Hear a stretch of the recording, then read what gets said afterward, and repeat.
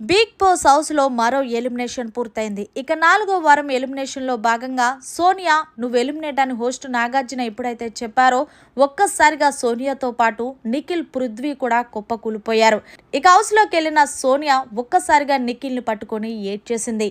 నిఖిల్ కూడా ఆలోచించడం మొదలు పెట్టాడు. సోనియా ఎందుకు ఎలిమినేట్ అయ్యింది? ఈమె టాప్ 5 కంటెస్టెంట్ కదా, ఎక్కడ తప్పు జరిగిందంటూ అలానే వచ్చి సోనియాని అడుగుతున్నాడు. సోనియా, నా వల్ల ఏమన్నా తప్పు జరుగుంటే ఐఎమ్ సారీ రా, నేను చాలా ఫీల్ అవుతున్నాను. నువ్వు మాతో కలిసి ఉండకపోయి ఉండుంటే బాగుండేది.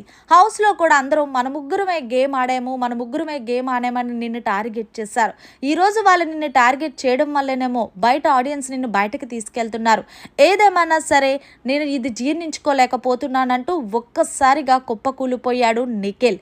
అయితే సోనియా సర్ది చెప్పుతూ, అలా ఏమీ లేదురా, లైఫ్లో ఏం జరిగినా మన మంచికే. ఒకవేళ నన్ను బయటకు తీసుకొచ్చేయాలని ఆడియన్స్ ఫిక్స్ అయ్యారు అంటే నేనేదో తప్పు చేసే ఉంటాను కదా. ఏది జరిగినా లైట్ మామా. సరే ఏదేమన్నా నేను వెళ్ళొస్తాను, జాగ్రత్త చిన్నోడా పెద్దోడా అంటూ పృథ్వీకి అలాగే నిఖిల్కి కూడా జాగ్రత్తలు చెప్పి బిగ్ బాస్ హౌస్లో తన ప్రయాణాన్ని ముగించుకొని సోనియా బయటకు వచ్చేసింది.